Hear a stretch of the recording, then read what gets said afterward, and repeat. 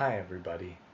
Before we officially get started, I just wanted to let you know that I need to apologize for the fact that I'm using my laptop webcam and I'm not in the best lit environment, and I am sorry about that. I am aware of it, but unfortunately I have to work with what I'm working with, so if you'll bear with me, I think that this will do a decent job of capturing my voice and my image, although I recognize that on a larger screen it may not look quite as great. To give you a little bit of context for what we are doing today, normally this would be done with a class and would not be a lecture format, so I'm going to have to do a little play acting here because I'm not standing in front of a classroom. We are going to do a warm-up activity, and we're going to be introducing the concept of active reading. And so I'll get into what active reading is once I start this warm-up activity, but the warm-up activity is essentially called, "Can you get me some milk?" All right, give me 1 second and let's go ahead and get started. Hi guys, how are you doing today? I hope that everybody had an excellent weekend, and I hope that you're ready to start this next unit off strong. We are going to be delving into some more complicated readings this unit than we looked at last. So last unit we looked at things that were a little bit more simple. We practiced vocabulary, and we kind of built our readings from the ground up. This time though, we're going to be looking at more complex readings, and we're going to be trying to grapple with and engage with the ideas in those readings. And in order to do that, one of the tools at our disposal is something called active reading. Can anybody tell me what active reading might be? Right, yes. So active reading is different than lazy reading. And you're right, because when you're lazy reading, you're generally not really paying attention to what you're doing. And even though you're kind of getting what the words say, you're maybe not really trying to make that much meaning out of them. And we want to avoid that. Our goal is going to be to make as much meaning as possible out of the readings that we're doing, which means that we are going to have to think about some active reading habits. In order to demonstrate that, and before I say more, let's go ahead and do this fun activity that I have in store. So let's say you're my friend, you're going to come over to my house to see me, and you're about to leave your house. So you're just about to travel over to my house, and before you leave, I send you a text, and my text says this: "Can you get some milk?" That's it. Can you get some milk? How would you reply? What would you say to me? Yeah, okay. So if you're a good friend, then you're right. You would say yes. And and somebody else, right? You might say hell no. And those are totally fine responses. But let's think even deeper. What kind of questions would you need to ask me? Okay, right. You don't know what type of milk I drink. So I'm going to give you a for instance. When my wife says, "Can you get some milk on your way home?" what she means is, can you buy some cashew milk, because she's dairy free?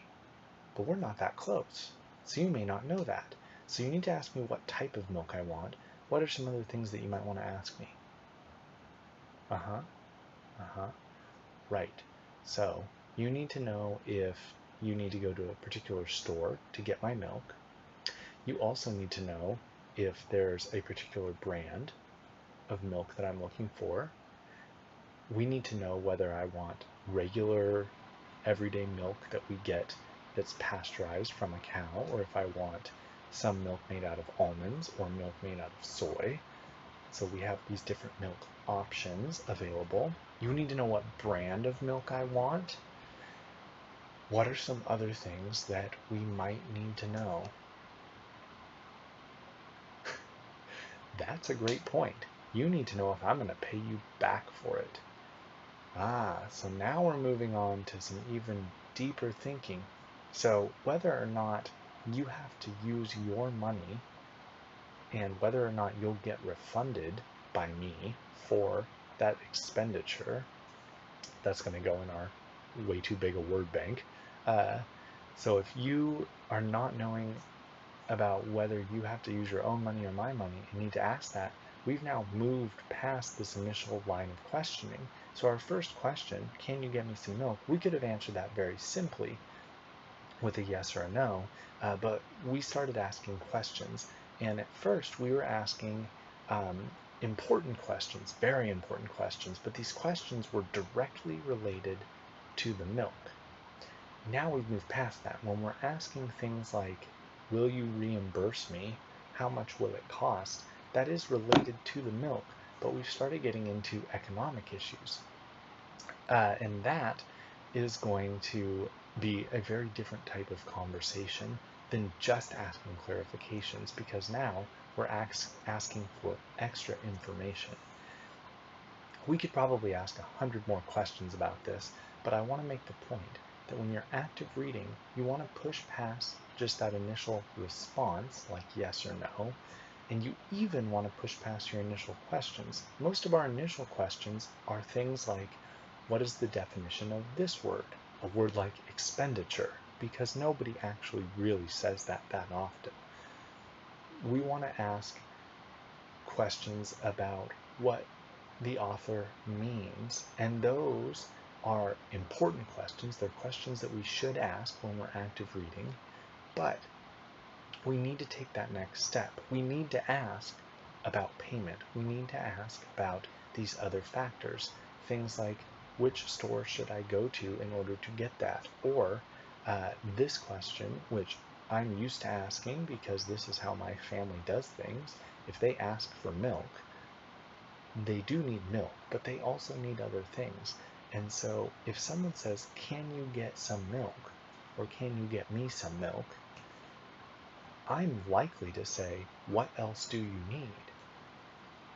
That's very outside the initial question, but those types of questions and that type of thinking is the thinking that we're shooting for when we actively read. So what you're going to want to do is to practice making connections to things in your own life and experiences you've had, and find new ways to approach the reading, whether it's through asking complex questions that are related to the reading, or drawing connections to things within yourself that definitely you can relate to the reading, but aren't necessarily based on the reading by itself. That's a brief breakdown of active reading, and we are about to transition into a couple activities that will allow us to practice that. Thank you.